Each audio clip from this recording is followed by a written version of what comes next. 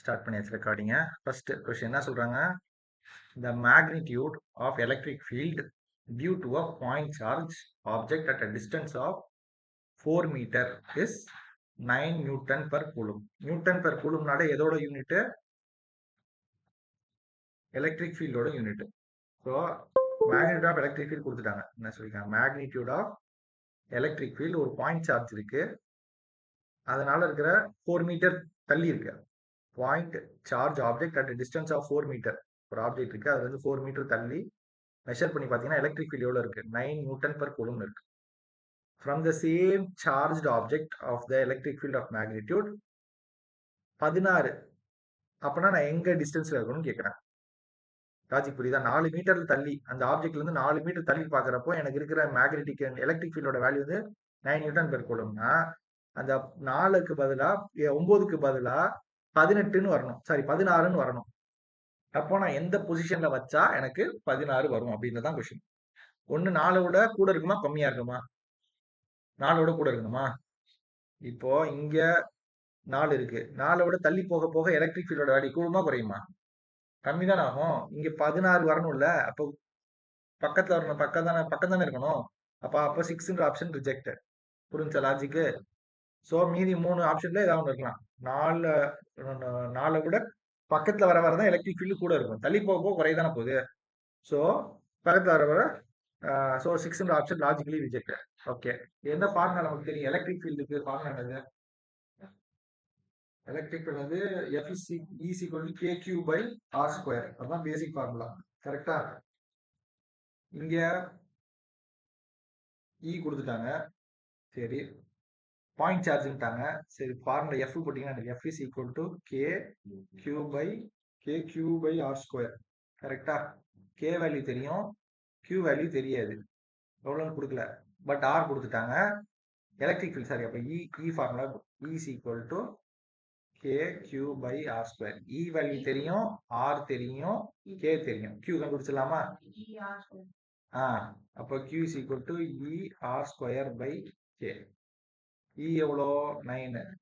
R வந்து E இல்ல, first கேஸ்ல 9 தானே. R வந்து 4 square divided by K-வும் 9 into 10 power 9. இப்போ 9 9 கேன்சல் ஆயிரும். அப்போ 16. Q வந்து என்ன வரும்? 16 டிவைடட் பை 10 power 9 வரும், இல்லாட்டி 16 into 10 power minus 9 வச்சுக்கோம். Q வந்து 16 into 10 power minus 9. இப்போ எலக்ட்ரிக் ஃபீல்டு கொடுத்துட்டாங்க, புதிய எலக்ட்ரிக் ஃபீல்டு வந்து 16 கொடுத்துட்டாங்க. இப்போ 16 is equal to K தெரியும், 9 into 10 power 9 into 10 power 9. Q வந்து 16 into 10 power minus 9 divided by R square. 9 10 power 9 minus 9 cancel ஆயிரும். அப்போ R ஸ்கொயர் இங்கிட்டு போச்சுன்னா 16 டிவைட் பண்ண போறீங்க. R ஸ்கொயர் இங்கிட்டு போச்சுன்னா 9 into 16 டிவைடட் பை 16 வரப்போகுது. 16 16 கேன்சல், R ஸ்கொயர் வந்து 9, R வந்து 3. லாஜிக் புரிஞ்சா? ஸோ இந்த மாதிரி நான் மேத்தமெட்டிக்கெல்லாம் இனிமேல் சொல்ல மாட்டேன், ஏன்னா டைம் ஆகும். உங்களுக்கு லாஜிக் சொல்லிடுறேன், இதை கிராஸ் மல்டிப்ளை பண்ணி பண்ணீங்கன்னு சொல்லிடுறேன். பின்னாடி சொல்யூஷன் இருக்கும், அதை வச்சு நீங்க செக் பண்ணி பாருங்க. ஓகேவா? ஸ்டெப் பை ஸ்டெப் பண்ணனா ரொம்ப டைம். லாஜிக் புரியுதான்னு மட்டும் பாருங்க. செகண்ட் கொஸ்டின் என்ன சொல்றாங்க? in a electric dipole of dipole moment. Dipole moment எந்த லெட்டர்? P. கரெக்டா? செகண்ட் கொஸ்டின் P வந்து 2 into 10 power minus 8.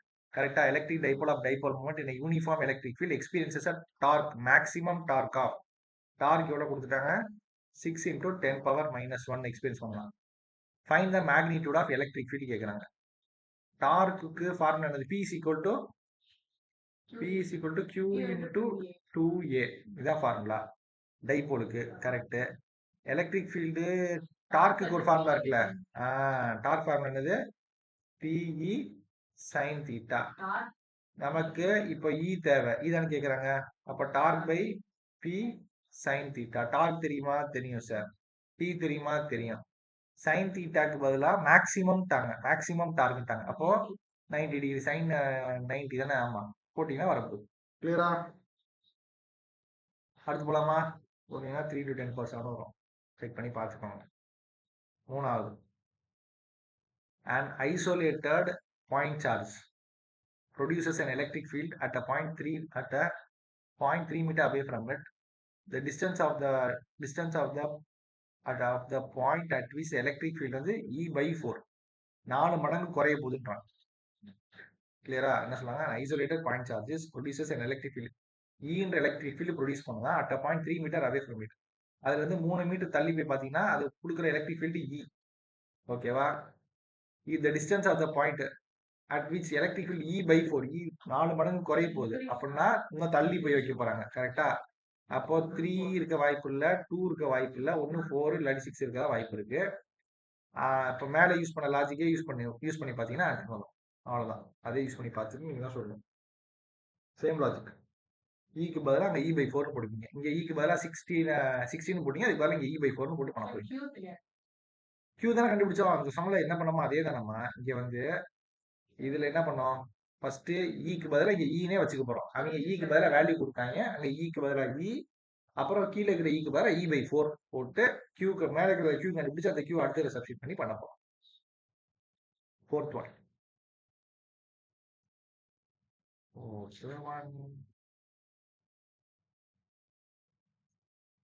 An electron experiences a force in an electric field. சரி, electron experiences a force in an electric field. The electric field is அப்படின்றாங்க. Formula என்னது? Electron சொல்லிட்டாங்க. எஃப்க்கு ஈக்கு ஒரு formula சொன்னாங்க. என்னது? F is equal to QE அப்படின்னு சொன்னோம். இங்க நம்ம கேட்கறது எலக்ட்ரிக் ஃபீல்ட் கேட்கறாங்க. அப்ப E is equal to F by Q. எஃபோட வேல்யூ கொடுத்துட்டாங்க. எவ்வளோ? 1.6 into 10 power minus 18. கியூக்கு பதிலாக தான் எலக்ட்ரான் கொடுத்துட்டாங்க. எலக்ட்ரானோட கியூ நமக்கு தெரிஞ்சிருக்கணும். எலக்ட்ரானோட கியூ எவ்வளோ? 1.6 into 10 power minus 19 மைனஸ் எலக்ட்ரான்ல. ஸோ மைனஸ் போட்டிங்கன்னா இது கேன்சல் ஆயிரும். இது மேலே போச்சுன்னா பாசிட்டிவ் ஆகுறோம். அப்போ 10 தானே வரும். எங்கிட்ட இருந்து எங்களுக்கு 10 power 3 எல்லாம் வருது. 3 வருது. ஓ இங்கே 6ஆ? நான் 8 போட்டிருக்கேன். இது 6ஆ? கொஸ்டின் பேப்பர்ல மிஸ்டேக் பண்ணிக்கிறேன். நம்மள கன்ஃபியூஸ் பண்ணேன். இது 6ஆமா? அப்போ மேலே போகிறப்போ பாசிட்டிவ் மேலே 3 வரும். ஸோ மைனஸ்ங்கிறதுனால option B minus 1 into 10 power 3. கிளியரா? ஃபிஃப்த் சம்பளமா? ஃபிஃப்த் சம்பளம். 2 parallel large thin metal sheets have a equal surface charge density. Surface charge density sigma. Sigma கொடுத்துட்டாங்க 26.4 into 10 power minus 12 of opposite signs. சரி, the electric field between the sheet is எவ்வளவு கேட்குறாங்க? 2 parallel thin sheet metal, 2 parallel large thin metal sheet. இதுக்கு formula ஒன்று இருக்கு. என்னது? E is equal to இந்த மாதிரி இருக்கலாம். E is equal to sigma by epsilon naught. அவ்வளவுதான். நடுவில் காத்தான இருக்கு, எதுவும் மீடியம்ல இல்லை. அவ்வளவுதான். சிக்மா கொடுத்துட்டாங்க, எப்சிலான் நாட்டால டிவைட் பண்ண போதும். அவ்வளோ. எப்சிலான் நாட் வேல்யூ என்ன சொல்லியிருக்கேன்? 8.854 into 10 power minus 2 டிவைட் பண்ணி ஆன்சர் வரும். கிளியரா?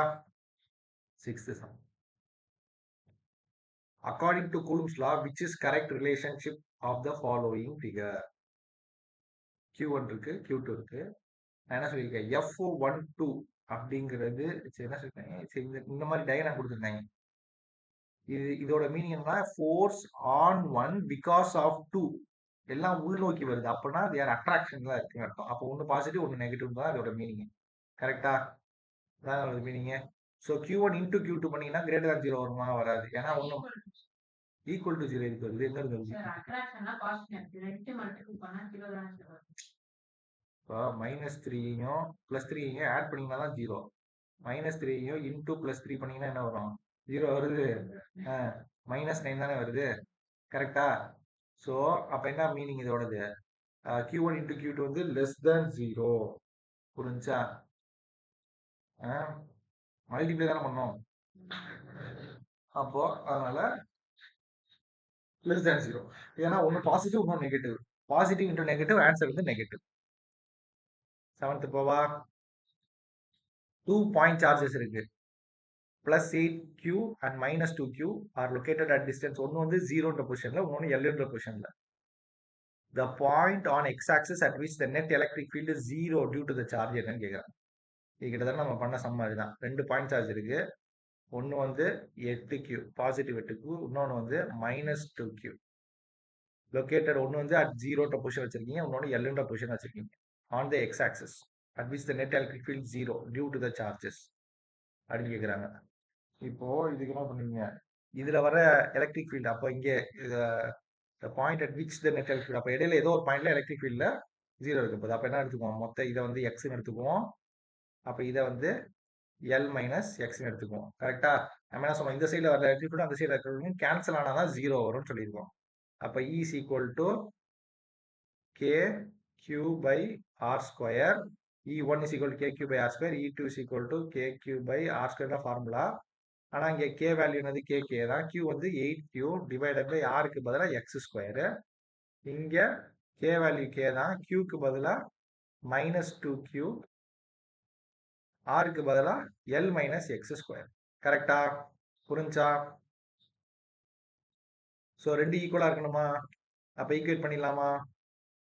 K 8Q divided by X square is equal to K minus 2Q divided by L minus X whole square. K cancel. ஒரு 2 4.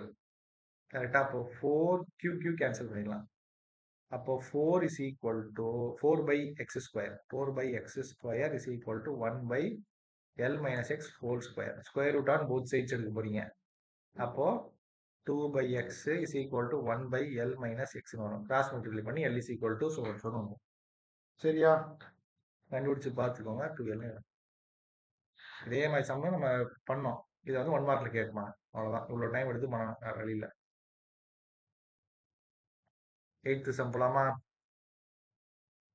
2 point charges place in the medium. ஒரு மீடியத்தில் வச்சிட்டாங்க. அப்போ electrostatic force formula சொன்னோன்னா இந்த மாதிரி மீடியம் கீழே வந்து டினாமினேட்டர்ல மீடியம் போடணும். பேசிக்கா ஃபார்முலா என்ன சொன்னேன், எஃப் மீடியம் பை இதை சிம்பிள் பண்ணுறது, எஃப் எம்னா மீடியம் டிவைடட் பை அல்லது F air by F medium is equal to கேன்னு படித்தோம். F air by F medium is equal to K dielectric constant. என்ன சொல்லியிருக்காங்கன்னா 2 பாயிண்ட் சார்ஜஸ் இந்த medium of dielectric constant 5, K value வந்து 5ட்டாங்க. at a distance of r experiences electrostatic force, the force between them in vacuum at the same distance r. வேக்யூம்ல எவ்வளோன்னு கேட்குறாங்களா? வேக்யூம்ல எத்தனை மடங்கு force ஜாஸ்தியாக இருக்குன்றாங்க. அப்போ 5 டைம்ஸ் இருக்கும். அப்போ ஆப்ஷன் பி தானே. அவ்வளோதான். லாஜிக் படி வேக்யூம்ல ஃபோர்ஸ் ஜாஸ்தியாக இருக்கணும். அப்போ டைஎலக்ட்ரிக் எஃப்னா 5 மடங்கு இருக்கும். கரெக்ட். இதை மாற்றிக்கிறாங்கன்னா F/5 வரும். இப்போ கொஸ்டினை எப்பயுமே லாஜிக்கு காமன் சென்ஸை யூஸ் பண்ணிட்டே இருக்கணும். மொட்டையாக ஃபார்முலா தெரியும், மொட்டை மனப்படமாக பண்ணி ஃபார்முலா போட்டு அப்ளை பண்ணிங்கன்னா ஒன்றும் அடைக்க வரும் சிபிஎஸ்சியில். 9th one என்ன சொல்றாங்க, a small object இருக்கு with the charge q and the weight mg is attached to a one end of the string of length L and is attached to a stationary support. சரி, the system is placed in a uniform horizontal electric field E as shown in the figure. In the presence of electric field, the string makes an angle theta. The sign and the magnitude of q is புரியல. சரி, read பண்ணுவோம். ஒரு small object இருக்கு with the charge q and the weight mg தான் அங்க போட்டிருக்காங்க. இங்க இருக்கு 2 mg போட்டிருக்காங்க. எனக்கு அதே ஒரு கன்ஃபியூஷன். ஒண்ணு mg சொல்லி இல்ல 2 mg சொல்லு. ஏன் ஒரு இடத்துல ஒவ்வொரு சொல்றேன். ஆக்சுவலா mg தான். இந்த மாதிரி ஏதாவது பிரிண்டிங் மிஸ்டேக் பண்ணி நம்மளே கன்ஃபியூஷன்ல. சரி, a small object with the charge q, அதோட weight வந்து mg is attached to one end of the string, அதோட length வந்து L, attached to a stationary support. சரி, the system is placed in the uniform horizontal electric field as shown accomplished. In the presence of electric field, the string makes it. ஏன்னா அந்த electric field எந்த side எந்த side, positive நெகட்டிவா negative to பாசிட்டிவா? Electric field எப்படி இருக்கும்?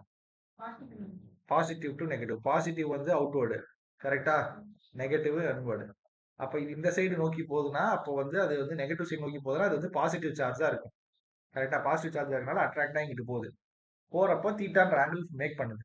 சரி, the sign and the magnitude of charge, அப்போ பாசிட்டிவ் சார்ஜ் ஆல்ரெடி சொல்லிட்டேன். அப்போ ஆப்ஷன் சி வந்து ரிஜெக்டட். கரெக்டா? அதுக்கு ஒன்றும் டவுட் இல்ல. அடுத்து இப்போ என்ன கேட்குறாங்க, மேக்னிடியூட் ஆஃப் கியூ கேட்குறாங்க. கரெக்டா? நம்ம என்ன ஃபார்முலா படித்தோம், எஃப் இஸ் ஈக்குவல் டு, அதாவது இது இந்த சைடு பிடிச்சி இழுக்குது, இந்த சைடு பிடிச்சி தள்ளுற ஃபோர்ஸோட வேல்யூ கேட்குறாங்க. கரெக்டா? இந்த சைடு பிடிச்சிருக்கிற ஃபோர்ஸோட வேல்யூ எம்ஜின்றது கீழே இருக்கும். ஸோ இதுக்கு ஃப்ரீ பாடி டயக்ராம் வந்து F is equal to QE. இங்கே தள்ளுற ஃபோர்ஸோட வந்து QE. Correct. So F is equal to electrostatic force is equal to, அப்போ நீங்கள் இது படிக்கணும், அதாவது போன வருஷம் படிச்சிருப்பீங்க. ஒரு ஆப்ஜெக்ட் இருக்கு, அதில் டென்ஷன் வயர் பிடிச்சி இப்படி இருக்காங்க, டென்ஷன் இருக்கும், வெயிட் டபிள்யூ ஆக்ட் ஆகுது, W is equal to mg மீட் தள்ளுது. அதோட ஃபோர்ஸ் ஆஃப் எலக்ட்ரோஸ்டாட்டிக் ஃபோர்ஸ் இங்கிட்டு தள்ளுது. இந்த டயக்ராம் புரிஞ்சா? இது வயர் ஸ்ட்ரிங் மேலே பிடிச்சி இழுக்குது. எப்பயுமே ஸ்ட்ரிங்கோட ஃபோர்ஸ் அவுட்வர்ட்ல தான் போடணும். வெயிட் கீழ் நோக்கி தள்ளுது, ஃபோர்ஸ் ஆஃப் கிராவிட்டி இங்கிட்டு தள்ளுது. இப்போ இது வந்து வெர்டிக்கல் ஆக்ட் ஆகுது, இது ஹரிசாண்டல் ஆக்ட் ஆகுது, பிரச்சனை இல்லை.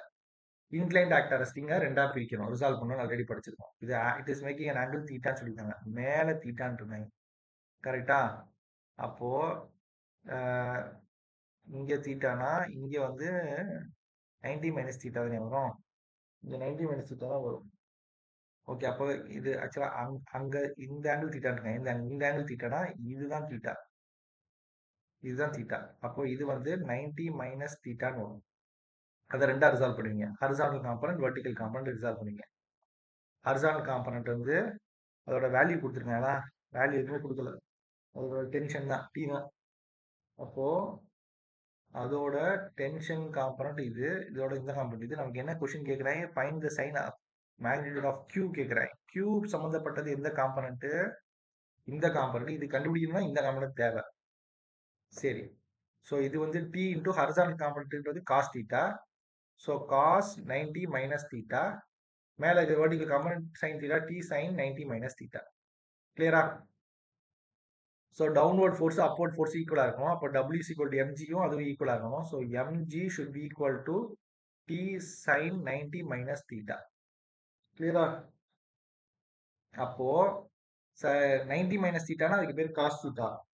ஸோ அப்போ என்ன சொல்லுவான், MG is equal to T cos theta. Okay, இது வெர்டிகல் காம்பனன்ட்டுக்கு. ஹரிசாண்டல் காம்பனன்ட்டுக்கு எலக்ட்ரோஸ்டாட்டிக் ஃபோர்ஸ் இருக்கு, FE. FE is equal to என்னது, கியூஇ நமக்கு தெரியும். கியூஇக்கும் இந்த சைடு என்ன இருக்கு, டி காஸ் 90 மைனஸ் தீட்டா. இது ரெண்டும் ஆப்போசிட்ல இருக்கு, கரெக்டா?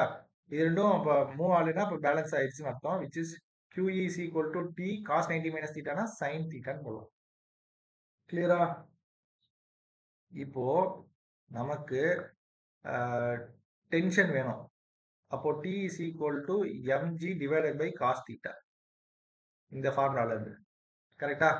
அதை கொண்டு இங்கே சப்ஸ்டிட்யூட் பண்ணலாமா? QE is equal to T க்கு பதிலாக mg divided by cos theta into sin theta. sin theta by cos theta na tan theta ன்னு வச்சுக்கலாமா? mg tan theta. நமக்கு என்ன கேட்குறாங்க, q ஓட மேக்னிடியூட் கேட்குறாங்க.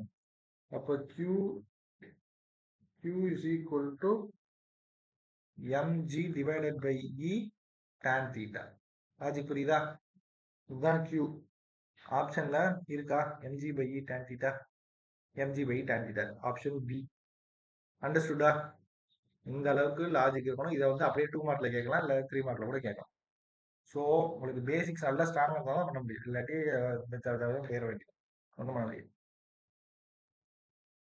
10th one negatively. ஸோ அதெல்லாம் கொஞ்சம் கஷ்டமான சம்லாம் முடிச்சுட்டு வந்து திருப்பி டைம் இருந்தால் பண்ணுங்க, அதில் ரொம்ப டைத்தை வேஸ்ட் பண்ணிட்டு ஈஸியாக விட்டுறக்கூடாது.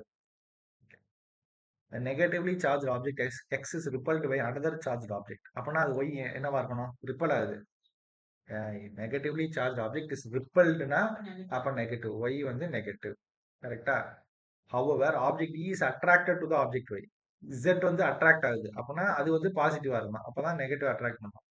which are the following is the most probability of Z வந்து பாசிட்டிவ்னு சொல்லியாச்சு, பாசிட்டிவா தான் இருந்தே ஆகணும், positive charge only. 10th one நியூட்ரலாகவும் இருக்கலாம், பார்த்தீங்களா? நியூட்ரலா இருந்தா கூட நெகட்டிவ் போய் அட்ராக்ட் பண்ணும், அதனால அசால்ட்டா விட்டுறக்கூடாது. Neutral or positive charge. கிளியரா? 11th one. In an experiment, 3 microscopic latex spheres. Video. In the experiment, 3 microscopic latex spheres are sprayed into a chamber and become charged with the charge. Okay, all the 3 spheres come in contact simultaneously for a moment and separated. Which are the following possible are possible values of the final charge on the sphere? 3 தொட்டுச்சுனாலே நாம share பண்ணவும் படிச்சிருக்கோம். அதே மாதிரி conservation படி total வந்து சேமா இருக்கணும்னு படிச்சிருக்கோம். அப்போ 3 -3 கேன்சல் ஆயிடுச்சுன்னா ஆன்சர் வந்து 3 ஆட் பண்ணா மொத்தமா 5ன்னு வரணும். கரெக்டா? 5ன்னு வருதா இதுல? இதுல 5 10 10 -4 5 வரல. லாஜிக்கலா 5 வரல. Option B. புரிஞ்சா? ஏன்னா 12 -7 5. லாஜிக் புரிஞ்சுல? அடுத்து 3 charges are placed as shown in the figure. The magnitude of the net force on the charge at point Q is 10. நான் 2 கொஸ்டின் இருந்துச்சு, இந்த 2 மட்டும் முடிச்சிட்டோம்னா ஜாலி. 3 charges இருக்கா, என்னது Q minus Q Q naught are placed as shown in the figure. எங்கிட்டு இருக்கு figure? இங்க இருக்கு. 3 1 Q இங்க இருக்கு, Q naught இங்க இருக்கு, minus Q இங்க இருக்கு. சரி, வந்துட்டு போகுது. The magnitude of the net force on the charge Q naught is என்னன்னு கேக்குறாங்க. Q நாட்ல மேக்னிடியூட் ஆஃப் நெட் ஃபோர்ஸ் எவ்வளவு கேட்குறாங்க. கிளியரா? ஒன்று வந்து அதே லைன்ல இருக்கு, இன்னொன்று வந்து மேலே எங்கேயோ இருக்கு. அப்போ பைத்தகோரியன் தியரம் யூஸ் பண்ணி நம்ம இந்த டிஸ்டன்ஸ் கண்டுபிடிக்கணும். கரெக்டா? நம்ம நெட்டு என்ன கேட்க, நெட் ஃபோர்ஸா நெட் ஃபீல்டு கேட்கறாங்களா? Net force. கரெக்டா? ஸோ நம்ம ஆல்ரெடி படிச்சிருக்கோம். அச்சோ ஸ்டார்ச்சா பாஸ் பண்ணிடுவான். ஓகே, நான் சொன்னோம் நம்ம ஆல்ரெடி படிச்சிருக்கோம். இவனால எவ்வளோ ஃபோர்ஸ், அவனால எவ்வளோ ஃபோர்ஸ், மொத்தம் ஆட் பண்ண ஆன்சர் வரும். அதான் ஆனால் ஹரிசாண்டல் வெர்டிகல் கரெக்டாக ரிசால்வ் பண்ணும், அதான் முக்கியம். இப்போ Q வந்து ஆனா பாசிட்டிவ் நெகட்டிவ் பத்தி அவங்க எதுவுமே பேசல. ஓ, கொடுத்துருக்காங்க பாசிட்டிவ் தான். அப்போ எது Q Q மட்டும் மைனஸ், மற்ற இது ரெண்டும் பாசிட்டிவ் தான். கரெக்டா? அப்ப இது ரெண்டும் பாசிட்டிவ் அட்ராக்ஷன் இருக்குமா ரிப்பல்ஷன் இருக்குமா? ரிப்பல்ஷன் இருக்கும். அப்போ அதோட ஃபோர்ஸ் டைரக்ஷன் எப்படி இருக்குன்னா இப்படி ஆக்ட் ஆகும். கரெக்டா? சாரி, ரிப்பல்ஷன் எங்கிட்டு போகணும், அப்போ Qல இருந்து ஆக்ட் ஆகிற ஃபோர்ஸ் இப்படி போகும். கரெக்டா? அப்ப வேல்யூ என்னது? F is equal to K Q1 Q2 by R square. F is equal to K Q1 என்னது Q தான், Q2 என்னது Q naught divided by distance வந்து A ஸ்கொயர். கிளியரா? இது force on Q because of Q naught. புரிஞ்சா? இப்போ இவங்க ரெண்டு பேத்துக்கு லைன் ஆஃப் ஆக்ஷன் எப்படி இருக்கு? இப்படி இருக்கு. இது எப்படி ஆக்ட் ஆகும்னா பிளஸ் மைனஸ், அப்போ அட்ராக்ஷன். கரெக்டா? அப்போ அட்ராக்ஷன்னா அது இது அது நோக்கி ஆக்ட் ஆகும். அப்போ ஃபோர்ஸ் இப்படி ஆக்ட் ஆகும். கரெக்டா? Force on Q because of minus Q is equal to K, ஒன்று வந்து Q இன்னொன்று minus Q divided by distance கண்டுபிடிக்கணும். பைத்தகோரியன் தியரம் தான் யூஸ் பண்ண போறோம். அப்போ இது square root of A square plus A square which is square root of 2A square which is root 2 into ஏன்னு சொல்லலாம். கரெக்டா? Root 2 into A. அது வந்து இது அதை ஸ்கொயர் பண்ணுவோம்ல, எப்படியும் திருப்பி ஸ்கொயர் பண்ணுவோம், ஆர் ஸ்கொயர்ல ஃபார்முலா. அப்போ minus K Q Q divided by 2A square. புரிஞ்சா? ஸோ இப்போ இது ஆனா ஆங்கிள் ஆக்ட் ஆகுது. அப்போ அதை ரெண்டா ரிசால்வ் பண்ணுமா? ரிசால்வ் பண்ணீங்கன்னா அப்போ இந்த ஆங்கிள் கண்டுபிடிக்கணுமா? இந்த ஆங்கிள் எப்படி தெரிஞ்சுக்கிறது சார் அப்படின்னா, இது என்ன ட்ரையாங்கிள், இதுவும் ஏ இதுவும் ஏ, ரெண்டு லென்த் சேமா இருக்கு. அப்பா ஐசாசிலிஸ் ட்ரையாங்கிள். ஐசாசிலிஸ் ட்ரையாங்கிள்ல இது 90 டிகிரி அப்படின்னா இது மீதி 45 45 45 டிகிரி. அப்போ இது 45 ரெண்டா ரிசால்வ் பண்ணோம். சைன் 45 என்னது? 1/√2 டெசிமல்ல ரூட். நம்ம ஆன்சர்ல ரூட்லயே இருக்கப்ப வச்சுக்கலாம், ரூட்லயே வச்சுக்கலாம். ஸோ இப்போ இதை நம்ம ரெண்டா பிரிக்க போறோம். ஒன்னு இப்படி, இன்னொன்னு இப்படி ரெண்டா பிரிக்க போறோம். நம்ம நெட் ஃபோர்ஸ் அப்ப திருப்பி அவனை சப்ராக்ட் பண்ணிட்டு சப்ராக்ட் பண்ண ஆன்சர்ல இருந்து அவனையும் இவனையும் பைத்தகோரியன் தியரம் திருப்பி போட்டு பண்ணணும். அதுதான் எக்ஸாக்ட் ப்ரொசீஜர். பட் இதுக்கு ஒரு ஷார்ட் கட் இருக்கு இந்த மாதிரி சம்முக்கு, அது என்னன்னு நான் நெக்ஸ்ட் கிளாஸ் சொல்றேன். ஸோ இப்போதைக்கு என்னன்னா, இப்போ இவனை ரெண்டா ரிசால்வ் பண்ண போறோம். ஸோ சைன் 45 போட்டீங்கன்னா என்ன வரும்? கேக்கு இது என்ன சொன்னீங்க? சைன் 40 வந்து 1/√2வா? அப்போ இவனை ரிசால்வ் பண்ணீங்கன்னா இவனோட என்ன இருந்தோம்னா எஃப் கியூ மைனஸ் கியூட எக்ஸ் காம்பனண்ட் வந்து K Q Q divided by 2A square 1/√2 அப்படின்னு வரணும். ஓகே, இவனையும் அவனையும் சப்ராக்ட் பண்ணும். அப்போ சப்ராக்ட் பண்ணீங்கன்னா என்ன வரும்? திருப்பி K Q Q naught divided by A square minus subtract பண்ணா ரொம்ப கொடூரமா போட்டு நல்லா ஷார்ட் அடிச்சிருக்காங்க. இன்னொரு ஃபார்முலா ரெண்டுக்கும் இந்த ஃபார்முலா தான் யூஸ் பண்ணும் ஷார்ட்டா. ரெண்டு இது கண்டுபிடிச்சாச்சு. ஒன்று ஏ ஸ்கொயரு, F2 வந்து A square. Force on q naught due to q. Force on, இப்போ நமக்கு என்ன கேட்டிருக்காங்க, q நாட்டை கேட்டிருக்காங்க. ஓ, q நாட் தான் கேட்டிருக்காங்க. நான் வந்து q க்கு கால்குலேட் பண்ணிட்டு இருக்கேன். நான் q வச்சு பண்ணிட்டு இருக்கேன் பாருங்க. நம்ம கொஸ்டின் கேட்கறது q நாட், கரெக்டா?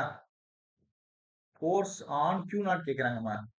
நான் பண்ணது ஃபோர்ஸ் ஆன் q பண்ணேன். q எவ்வளவு ஃபோர்ஸ் ஆக்டான்னு கால்குலேட் பண்ணிட்டு இருந்தேன். கொஸ்டின் வந்து ஃபோர்ஸ் ஆன் q நாட்.